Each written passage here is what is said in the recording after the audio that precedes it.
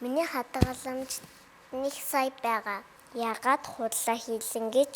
Худлаа хийсэн хүн хулгайч болд эмч миний мөрөөдөл байсан.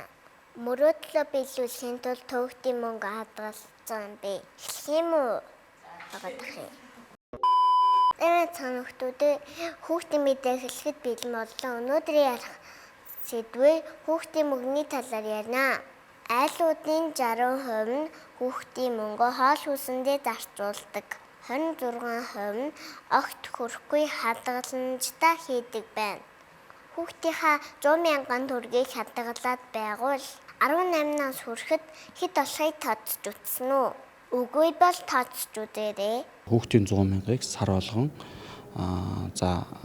тэг настай хүүхэд бол 18 жилийн хугацаатай хоримтлуулсан гэж бодох юм бол нийтдээ эн чинь 272 орчим сая төгрөг болж исэн баха.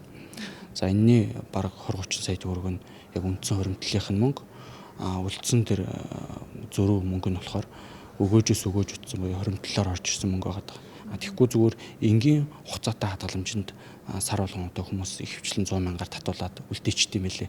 Тэр бол нөгөө хүүгээс хүү бодогдох нөлөө орж ирэхгүй учраас мөнгө нь бол шалтай бол өсөхгүй. Тэгэхээр би бол одоо хүүхдийн мөнгийг сар болгон 100,000 орж ирж байгаа учраас аль болох нийлэмд хүүгээр боддог, хоримтлалын хүчээр өсдөг ийм урт хугацаатай хоримтлал 18 нас хүртэл нээгээд өчгөн зүйтэй юм шүү. Өнөөдрийн мэдээ таалагдсан гэдэг итгэлтэй байна. Баярлалаа, баяртай.